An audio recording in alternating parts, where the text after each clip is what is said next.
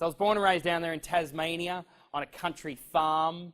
Went through country farm school. There was only 9 people in the same year 10 as me. I then went on to year 11. I got kicked out of year 11. I was hanging around with the wrong type of proximity. They influenced me in a very toxic way and I got kicked out of school. I never went back into traditional education. So I never finished my HSC, didn't finish high school, never went on to university, do not have a university degree. Let me give you a disclaimer. I'm actually quite uneducated in the traditional sense. Yet today I have spoken in 15 different universities and done lectures all over the world. I've spoken on stage with Bill Clinton, Dalai Lama, Richard Branson. I've spoken nearly in 30 different countries to a combined audience of, over 1 million people. But I tell you this is because I've always had this tenacity on really believing that I can make a difference, I can add value, contribute. But I didn't really have the tools and strategies to do this. So I first of all started off with Pizza Hut. Had a job there at Pizza Hut. I was just an average, ordinary guy, right? Down there in Tasmania. Started off in Pizza Hut. Then I got a great job with the Australian federal government as a youth futurist. They say you can't get a government job without having a degree. Actually, I did for the Department of Education, Employment, Workplace Relations. So I predicted trends when it came to young people. I just love predicting the future for young people. And in this job, in my big company car, which is a big V8 Statesman, I fell asleep while I was driving along.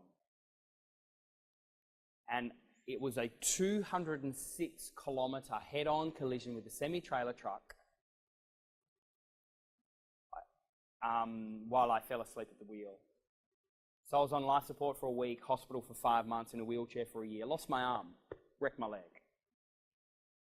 So after my car accident, my entire rehabilitation team tried to get me back to that same job, same environment, but something had changed, right? Not only physically, but also emotionally, mentally, even spiritually. So I was no longer focused on going back to that same job. So there was a local youth group that asked me to tell my story. This is about 10 years ago, right? I went out and told my story. Then there was a guy there who was part of a school, and he said, hey, look, come speak at our school. So then I went and spoke at a school. And then another school and another school and another school. Then I realised, oh, wow, I can actually get paid for this. So I started charging $390 for a 1-hour presentation in a school. And schools are lapping me up. Like, I was at one stage there doing about 11 schools every week. That's more than 3 a day sometimes. So here I am in schools. And by the way, for people, if you want to master communication for influence, you go in and speak into a school. Do you know why? You've got a bunch of teenagers, and they're crossing the arms saying, you entertain me, monkey boy. Serious. If you can engage a bunch of teenagers and keep them engaged at the edge of their seat for an hour, you can engage any corporate audience. The greatest training ground to master communication for influence is in front of teenagers. Period. If you want to learn more. So here I was speaking in a number of schools, etc. And I remember then getting a call from one of the major banks asking me to do their big conference. And so this is the very first corporate gig I ever had. It was for one of the banks. I won't say which bank, but anyway. So here I am in Tasmania. They flew me up. First time I ever did business class. Flew me up through to the Gold Coast, right? So here I am in the Gold Coast. I got off the plane there in business class. And you know those people that stand at airports, they're wearing the suit and the hat, and they put their name. It was the first time ever I saw my name on it. I felt like a bit of a rock star, right? So he carried my bags through to this stretch limousine there in the Gold Coast. He opened the door. I got in the back of the stretch. He then drove me through to the Palazzo Versace there in the Gold Coast. Now, this client there had paid me $3,000 for a 1-hour presentation. I think, wow, this is pretty good money, right? And $3 grand for a 1 hour. It's not bad. So here I am. I walked into this big auditorium. There was about 300 people there, high performance for this particular bank, and I sat up there towards the back. Now, I don't know about you guys. Maybe it's just me, but I was up the back there, and I was critiquing and judging the speaker that was up there before me. I was thinking, oh man, he could have done that better. Oh, look what he's wearing. Oh, look, he should have done that. Oh, look, he's disengaged the audience. Oh, that was a boring story. I was literally critiquing him on my mind. Maybe it's only me, right? So I was looking at this guy, and then they thanked him, and then the MC then got up and started introducing me. And so I'm thinking, wow, I'm getting really nervous. The adrenaline's coming down my spine, and I'd prepared this 1-hour presentation over the last couple of weeks. I'd prepared, and then they called out my name, and then I came up here and I started delivering my message. And so I thought I did a pretty good job. Like, it was very youthy based, because over the last couple of years I'd only been speaking in schools. Now suddenly here was my very first corporate audience. I was saying these school jokes that were a little bit irrelevant to this corporate audience. But after I'd finished my 1-hour presentation, I looked up at the time, and I was only 25 minutes in. Here's a disclaimer for you. My greatest encouragement to you is always have 100% more material, always. Now, there's a couple of reasons why.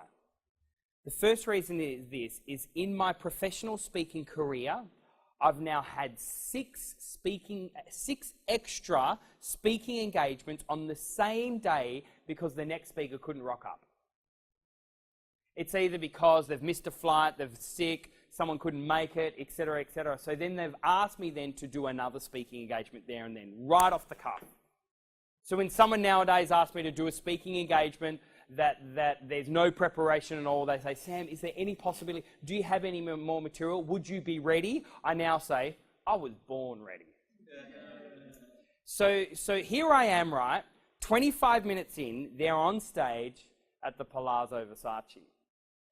I'm thinking, I have no more content, what do I do? 2 weeks beforehand, I went to a Tony Robbins seminar.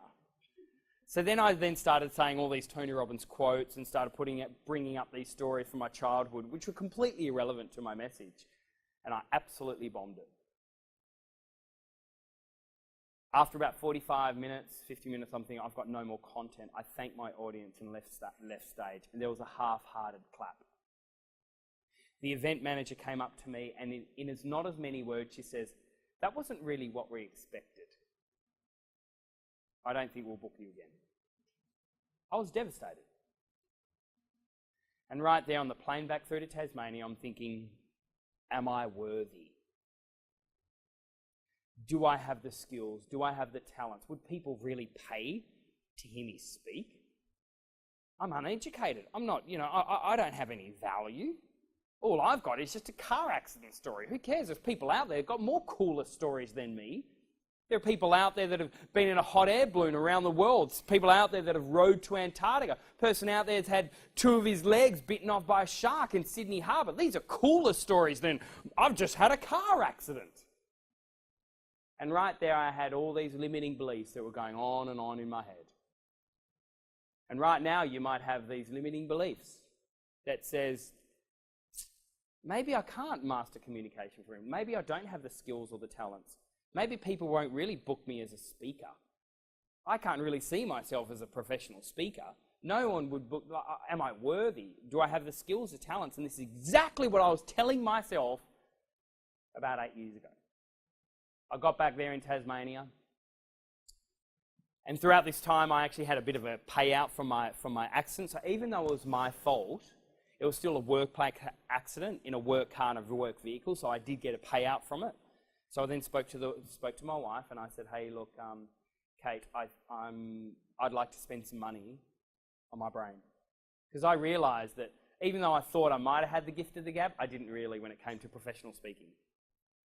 And I realised that speaking is a profession. If you wanted to be a lawyer, you can't just think, okay, look, I've watched a couple of videos, now I can be a lawyer. Awesome! Speaking is a profession. And if you want to learn more about mastering communication for influence, you need to know more about how to be a professional speaker or a communicator. And so for me, over the next 3 years, I spent over $250,000 on my brain. And I didn't go through to traditional education because it's never really worked for me, right? So I went out and got mentored and coached, went and learnt from the best, went and hung out with them, went and served at their events. And I did everything I could to be in the proximity of the best in the world. And I learnt what it takes.